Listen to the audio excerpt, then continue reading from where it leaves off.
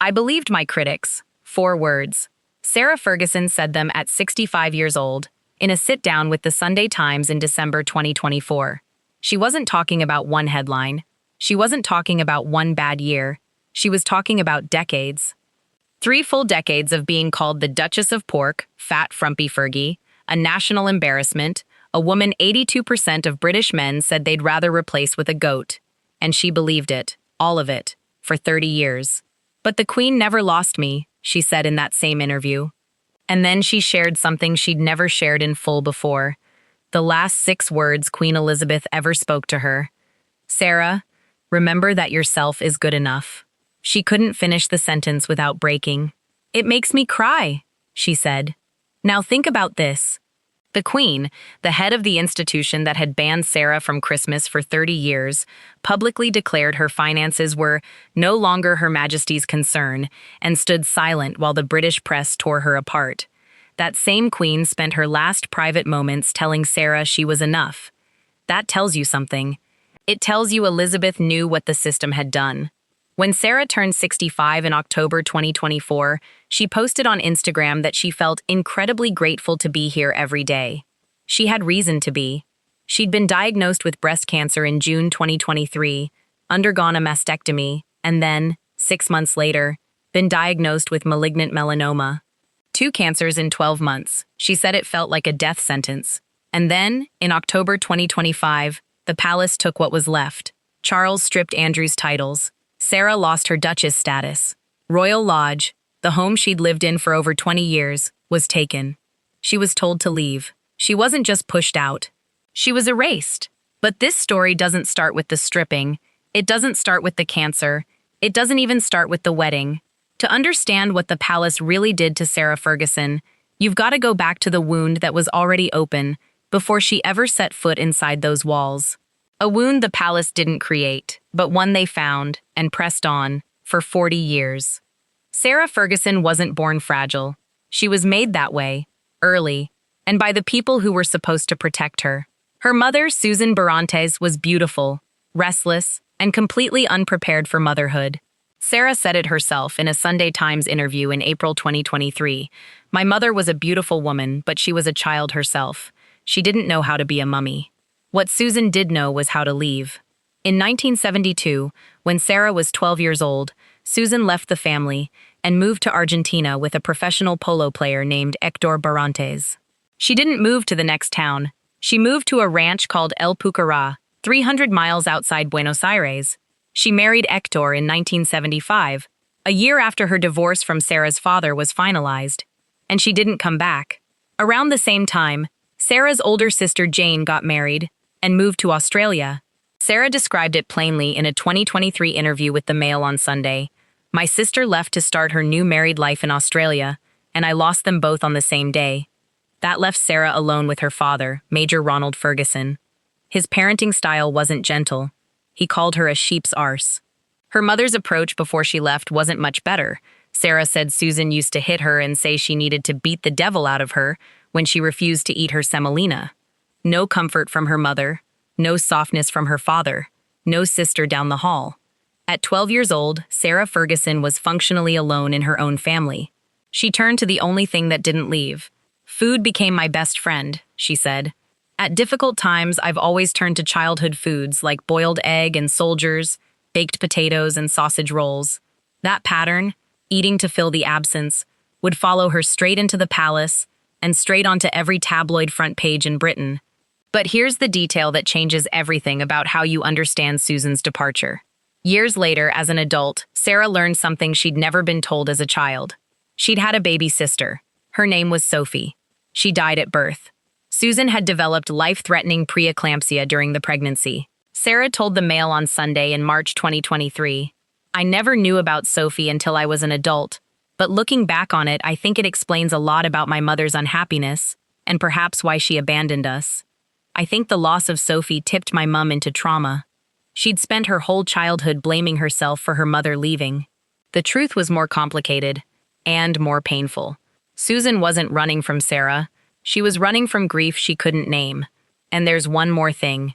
Something Sarah revealed that lands differently once you know how this story ends. As a little girl, She used to leave handwritten notes in her mother's dressing room. The same message, over and over. "Mummy, please don't die in a car crash." On September 19th, 1998, Susan Barantes was driving on a two-lane highway near her ranch in Argentina. Her Rover collided head-on with a catering truck. She wasn't wearing a seatbelt. She was killed instantly. She was 61 years old. The little girl's worst fear, the one she'd written down and tucked into drawers, hoping somehow her mother would read it and stay safe, came true. Sarah got the news while on holiday in Italy with her daughter Eugenie. She flew to Argentina immediately. She was 38, and she was now, for the second time in her life, completely without a mother.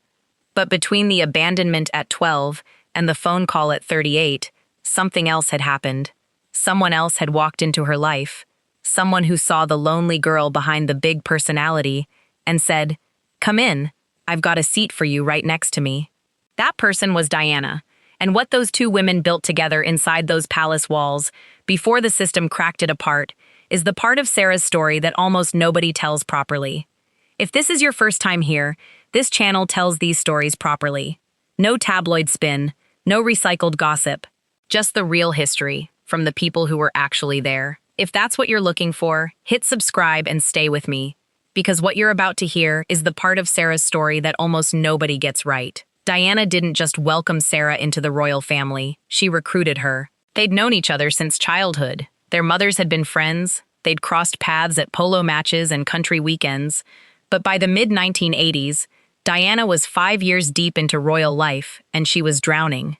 She needed someone on the inside who understood what it felt like to be watched, controlled, and slowly suffocated by protocol.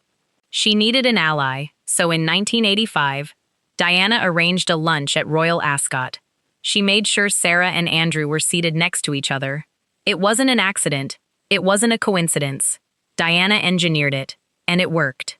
Paul Burrell, Diana's former butler, confirmed the timeline in his 2025 memoir, The Royal Insider. "Fergie formed a friendship with Diana from the beginning of 1982, he wrote. By the time Sarah married Andrew in July 1986, Diana had already given her a full briefing. Not about which fork to use at dinner, about survival. Who could be trusted inside the palace, who couldn't. And a very long list of people to watch out for. The two of them gave those people a name. The senior male courtiers, the gray-suited officials who ran palace operations, who decided what the women could say, where they could go, and how they should behave. Diana and Sarah called them the enemy within. Burrell confirmed it. They would discuss the dour men in gray suits within the royal household, and that was the nickname they landed on together. From the outside, they looked like two royal wives having fun. The famous photographs of them laughing together at polo matches, poking each other on the Buckingham Palace balcony. The press called them the Terrible Twins and the Wicked Wives of Windsor. But what was really happening was something the palace didn't like at all. Two women, both from aristocratic backgrounds, both outsiders in the machine, were comparing notes, sharing intelligence, backing each other up. Richard Fitzwilliams, the royal commentator, put it simply: they plotted together against an establishment they both found confining. Helena Chard called it what it was. They were each other's confidant and wingwoman. That bond was real. It was fierce. And it was the only thing inside those walls that made either of them feel less alone. But this alliance had an expiration date, and neither of them knew it yet. The same system that pushed them together would eventually pull them apart. And when the break came, it wouldn't be clean. It would leave Sarah carrying a guilt that followed her for decades, because Diana died before they ever got the chance to fix it. But that part comes later. Before the fallout with Diana, before the scandal that destroyed her reputation overnight, before the press turned her into a national joke, there was the wedding. 500 million people watched it, and not one of them had any idea what was waiting on the other side. July 23, 1986. Westminster Abbey. The second royal wedding of the decade, and the country treated it like a celebration. Andrew had been given the title Duke of York that morning by the Queen. Sarah walked down the aisle in the glass coach from Clarence House, wearing a dress she'd helped design. Andrew had designed her engagement ring himself, an oval-cut Burmese ruby surrounded by diamonds. He picked the ruby because it reminded him of her red hair. She wrote in her memoir, My Story, that the nerves disappeared the moment the music started. All I could think about was my perfect groom, awaiting me with pride, so fantastically good-looking in his gold-braided uniform, sword hung at his side. Years later, she told the Daily Mail the same thing without hesitation. July 23, 1986, was the happiest day of my life. 500 million people watched them kiss on the balcony. 2 years later, Princess Beatrice was born. 2 years after that, Princess Eugenie. From the outside, it looked like the fairy tale held. It didn't. Andrew was Royal Navy. That wasn't a detail of their marriage. It was the defining fact of it. He was deployed, stationed, or away on duty roughly 70% of the time. Sarah was in her mid-20s, living inside Buckingham Palace, and she was almost entirely on her own. She said it herself years later in her Oprah interview. "You didn't marry the fairy tale, you married a man. You fell in love and married a man, and then you have to come to terms with the fairy tale. Now it's not a fairy tale, it's real life." The real life was this: silence, protocol, and empty rooms. In 1989, Dame Jenny Murray went to the palace to interview Sarah for Saga magazine. What she found wasn't what she expected. A young woman answered the door wearing a pinny and a mob cap. Murray thought she was a maid. It was the Duchess of York. Murray wrote afterward that within minutes, it was obvious she was talking to a lonely, deeply unhappy woman who made no secret, privately but not on tape, of her concerns about her husband. Sarah filled the loneliness the only way she knew how, the same way she'd filled it since she was 12. "The more upset I grew at Andrew's absence, the more I grew," she said. "I drowned my sorrows in mayonnaise, sausage rolls, and sandwiches from M&S. She hit 15 stone at her heaviest, 209 pounds, and she absolutely knew, that every single ounce was being tracked. Not by the palace, by the press.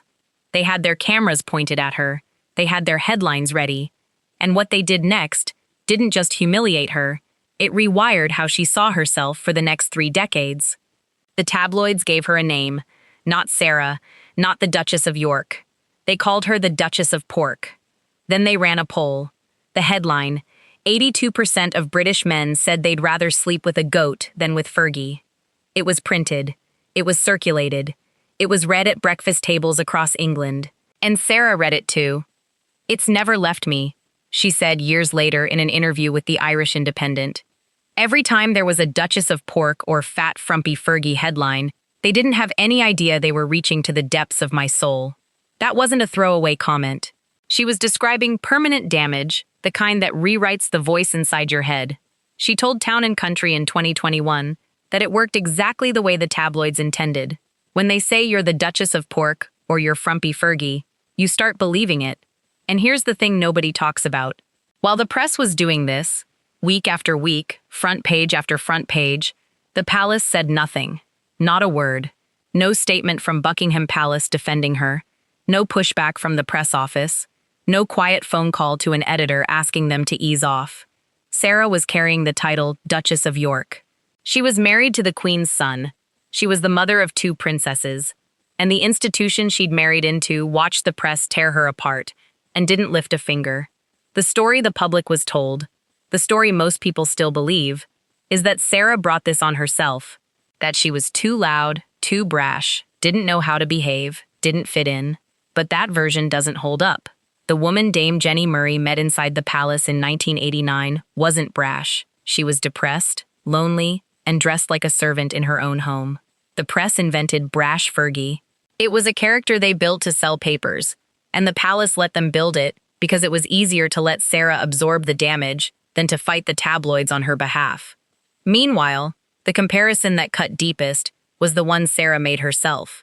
She admitted she longed to be as beautiful and thin as Diana. The 2 women who'd once been allies, who'd called each other wingwoman, were now being stacked against each other on every front page. Diana was the swan. Sarah was the joke.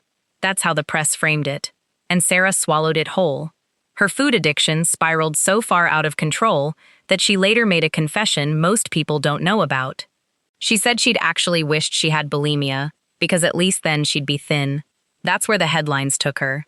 Not to anger, not to defiance, to wishing for a different eating disorder, because hers was the wrong kind, the kind that made her bigger, not smaller. Then came August 1992, and in one morning, at a breakfast table in Balmoral Castle, everything she'd built inside those walls was destroyed, in front of the entire royal family.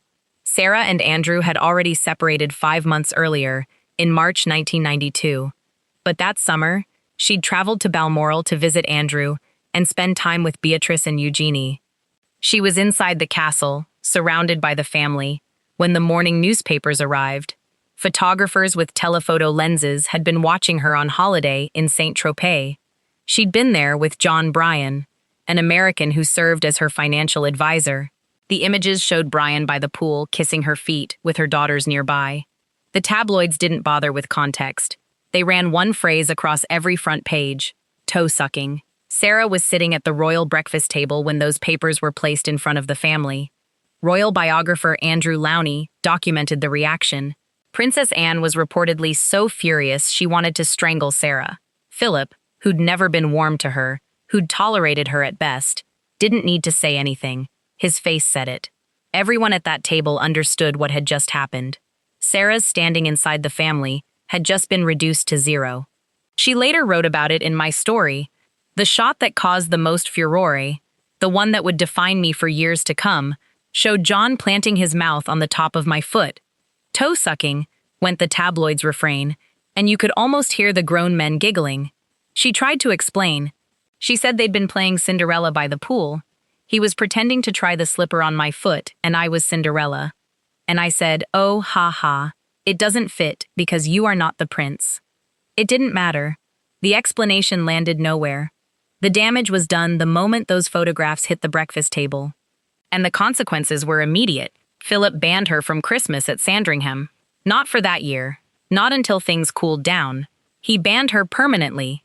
From 1992 until after both Philip and the Queen had died, 30 consecutive years, Sarah Ferguson was not welcome at the royal family's Christmas.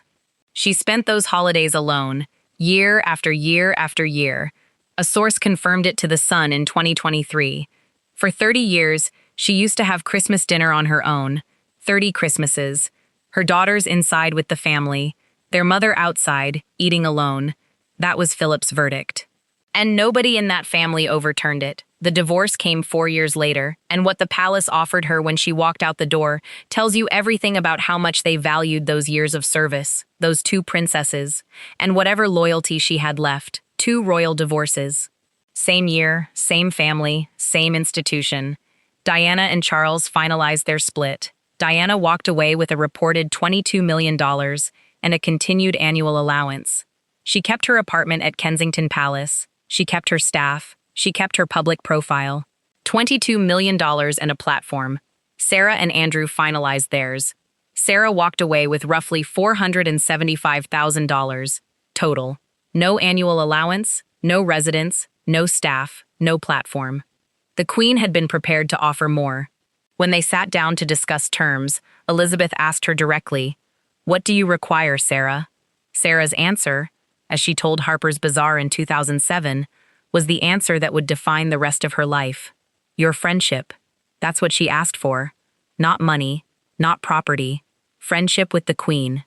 I wanted to be able to say, "Her Majesty is my friend," not fight her, nor have lawyers saying, "Look, she is greedy." I left my marriage knowing I'd have to work. I have. She also made a second decision that almost nobody talks about. She refused to sign a confidentiality agreement. Diana had signed one. Sarah wouldn't. That meant she was free to write about her life inside the palace, and she did, publishing My Story the same year. But it also meant the palace owed her absolutely nothing going forward. No protection, no financial backstop, no safety net. She'd traded security for freedom, and she'd traded wealth for a relationship with the Queen. The palace's response to any future questions about Sarah's finances was a single sentence, 9 words that followed her for the next 3 decades. The Duchess's financial affairs are no longer Her Majesty's concern. Diana had $22 million and the love of the entire country.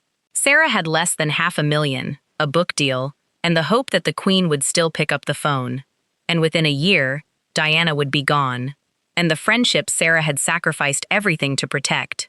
Not her friendship with the Queen, but her friendship with Diana, would end in a way she couldn't undo.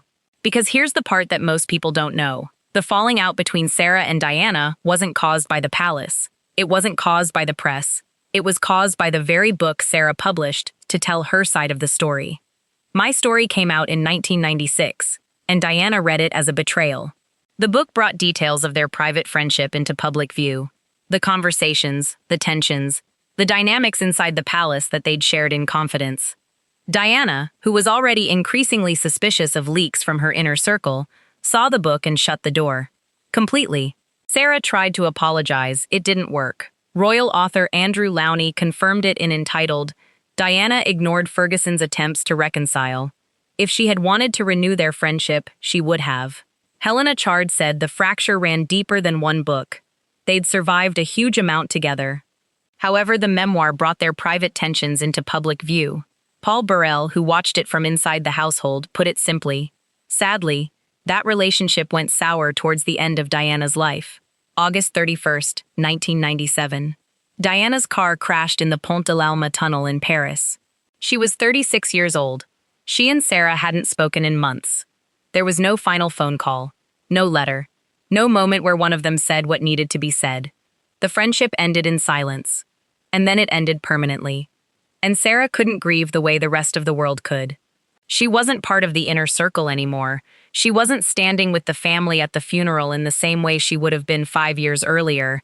She was already on the margins, already pushed to the edges, watching from a distance as the country mourned the woman she'd once called her closest ally. 13 months later, in September 1998, her mother died in that car crash in Argentina, the death she'd been afraid of since she was a child. The premonition she'd written on those notes as a little girl had come true. In just over a year, Sarah lost the two women who'd meant the most to her. One had cut her off, the other had left her decades before, and neither goodbye was finished. There was no closure with Diana. There was no final conversation with her mother. Just absence, sudden, permanent, and carrying the weight of everything that was never said. And this is where the story turns. Because what happened to Sarah Ferguson after those two losses, the financial desperation, the spiraling debt, the moment she was caught on camera in a hotel room accepting a bag of cash from a stranger, that wasn't a woman being greedy. That was a woman in free fall, and not a single person in that institution reached down to catch her. By 2010, Sarah Ferguson was financially destroyed. Her company, Hartmore LLC, the vehicle she'd set up to manage her American career in publishing and public speaking, had collapsed. $1 million in debt, gone. She owed money to people she couldn't pay, and the palace had made its position clear years earlier. Her finances were no longer Her Majesty's concern.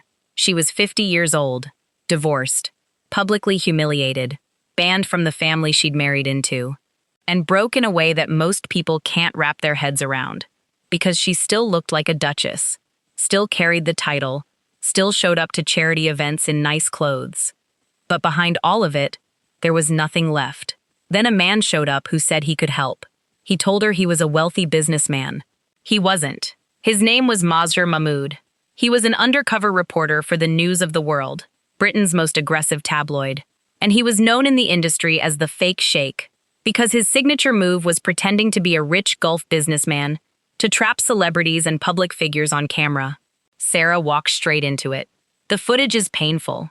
She's sitting at a table with $40,000 in cash in front of her, negotiating an introduction to Prince Andrew in exchange for £500,000. Her exact words on the tape: £500,000 when you can. To me, open doors. And look after me and he'll look after you. You'll get it back tenfold. I can open any door you want, and I will for you. She walked out of that hotel room carrying a black bag stuffed with $40,000 in cash. When the video hit the front pages on May 23, 2010, it was over. Whatever shred of public sympathy she'd managed to hold on to, gone. Whatever dignity she'd scraped together in the years after the divorce, gone. She was now, in the eyes of the British public, a woman who'd tried to sell access to her ex-husband for cash. Weeks later, she sat down with Oprah Winfrey. It was the first time she'd watched the full video. Oprah played it for her on camera, in real time. Sarah watched herself on that screen and said something that tells you everything about where she was mentally. She referred to herself in the third person. I feel sorry for her. She looks exhausted. Then she broke apart. I was so out of control with desperation where I'd reached the point of no return, she told Oprah. She admitted she'd been drinking during the meeting. She said she was in the gutter at that moment. She described waking up every morning since the video came out, with her heart racing, spiraling into panic attacks. Oprah asked her the obvious question. Why didn't she just ask Andrew or the Queen for help? Sarah's answer was immediate. Absolutely not. Because I am divorced from the royal family and I would never dream of doing that. The Queen's reaction, according to palace insiders, was fury. A senior Buckingham Palace official told The Telegraph, "The Duchess's claims are quite extraordinary. She was treated extremely generously, and she has now behaved appallingly." One source, reported by Andrew Lowney on his Substack, claimed that Elizabeth privately referred to Sarah as the Duchess of Deceit. That should have been the end of their relationship. By any normal measure, it was unforgivable. Sarah had embarrassed the monarchy on an international stage, invoked Andrew's name on hidden camera, and then gone on American television to talk about it. But here's the part that doesn't add up. If the Queen truly saw Sarah as a traitor, if she was as furious as the palace insiders claimed, then why didn't she cut her off? Why did she keep seeing her? Why did she keep calling? And why, in the final conversation they ever had, did the Queen say the 6 words that still make Sarah Ferguson cry? Through all of it, the press destruction, the 30-year Christmas ban, the cash for access sting, the public humiliation that came in waves, decade after decade, one person never abandoned Sarah Ferguson, and it was the last person anyone would expect, Queen Elizabeth. Not publicly. The Queen never made a public statement defending Sarah. She never contradicted the palace line that Sarah's affairs were no longer her concern. But privately, behind the walls, away from the cameras, she never left. Sarah called her mama, not as a joke, not as a figure of speech. She meant it. "The Queen was much more my mother than my mother was," she said in that 2024 Sunday Times interview. "I called her mama. She never let me down, even if I let her down. Even through the darkest days, she never left me." On the Tea with Twiggy podcast in 2021, she went further.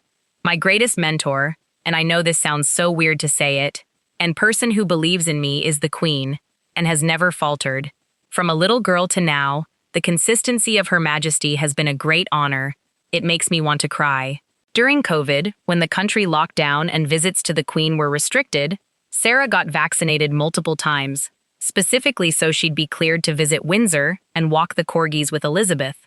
She remembered the detail that mattered most to her. She had little brown walking shoes. They'd walk together, just the two of them and the dogs. No cameras, no courtiers, no press.